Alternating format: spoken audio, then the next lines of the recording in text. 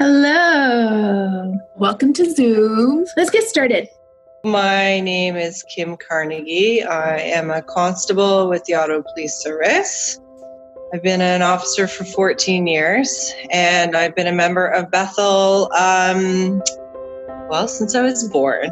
I am the neighborhood resource officer for the Market and Lower Town and Sandy Hill community. Hey, so my name is Derek. I've been attending Bethel a couple of years. I'm actually married to the children's pastor.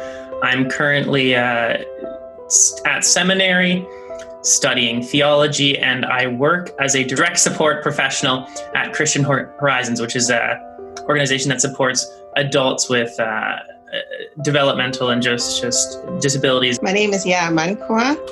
I am an obstetrician gynecologist here in Ottawa. I've been attending Bethel for over 20 years. My job as an OBGYN is quite varied, very interesting. Combines antenatal care, delivering babies, doing surgeries, both obstetrics and gynecology surgeries at the Ottawa Hospital General Campus. In your experience, what are some of the major changes that you've seen, that you've experienced in your professions? The individuals we're working with don't necessarily understand what's going on. We've had several presumptive cases, including a current one. And so we have to put the house on lockdown. We have to confine residents to their room. During presumptive cases, there's goggles and gowns, but it's just, you rack your brain trying to understand, how can I keep myself, my family, and my residents, the people I support, safe? Anyways, in the midst of this, every test has thus far come back negative, and the residents as well as the workers are safe. It was just very interesting to see the streets to slowly become desolate, right? And with that brought out silence and brought out hearing the people in distress, right? Like the amount of times we just got called for people yelling in the streets, where normally you wouldn't hear that as much, like you do, but you just don't hear it from 2 blocks away. So for me, like, it's primarily what I was dealing with for the last, 6-7 weeks has been the homeless community. And the desperation that they've gone through is just through the roof. Like, they're already desperate people, they're already hurting, but to see them experience this, there's nobody to panhandle from, there's nobody to watch, nothing to occupy their time, there's nowhere to go, there's nothing going on. And I've had people that are normally, pretty tough per se, just break down crying. Like, it's just, and I just, it's hard because you just don't know what to say. You're like, I hear you. I wish there was somewhere for you to go, or was something to do, or there's just nothing, right? So I don't know if you've ever thought of doing a virtual obstetric appointment by phone. Or a virtual gynecology visit by phone. So that has been one of our biggest challenges. First of all, managing the patient flow through the offices. If you've ever been to an OB's office, there could be like 30 people in the waiting room. And this time with social distancing, it's created a lot of work. Pregnancy in itself is an anxiety-provoking situation if you haven't been through it before, if it's your first time. And I really empathize with our first-time moms. And the unknown is very scary for our patients. To think that in certain situations, their partners cannot be in the birthing room, and in absolutely all situations, they cannot have their husbands in the operating room for cesarean sections. Those are major changes.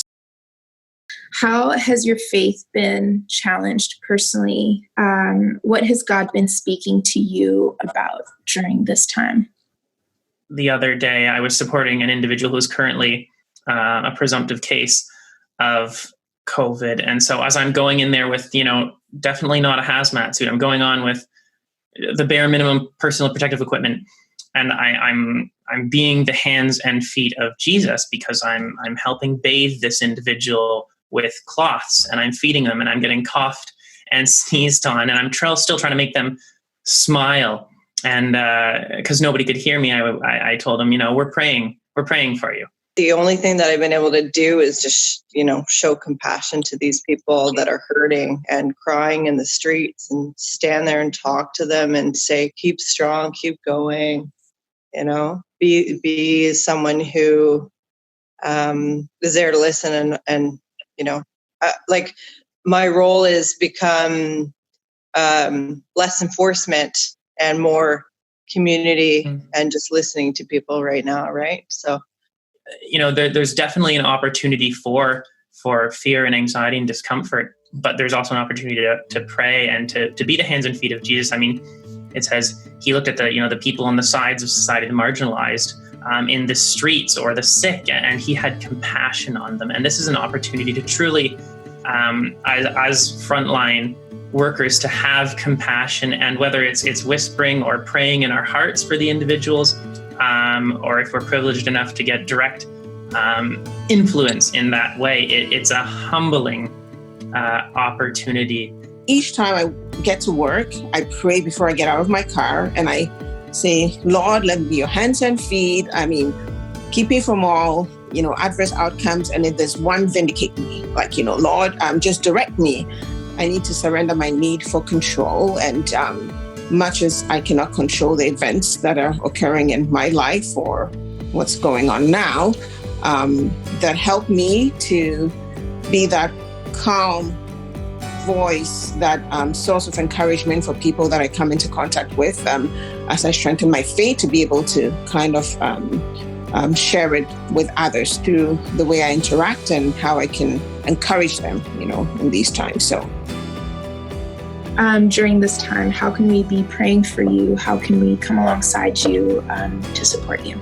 Main thing, protection for all officers, right? And for us, for the trauma that we see on a regular basis, for it to stay at bay and not bring it home to our families and that kind of stuff. So.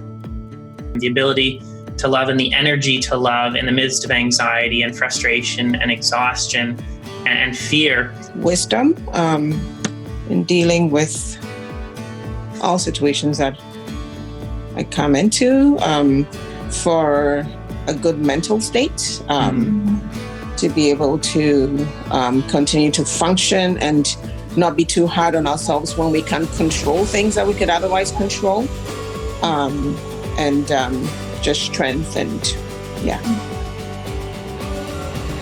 Is there anything that you would like to say to your Bethel Church family? Of course. Well, thank you, Bethel, for all the prayers, the love, and the support. And I remember coming in on Christmas Eve service, sometimes in uniform because I work the area, and just I've always felt the support and how, people were lifting me up in prayer, and had people offered to pray for me for different things over the years. So it's been very nice to have full church support. Echoing everything that has been said, especially the prayers. Thank you always for those.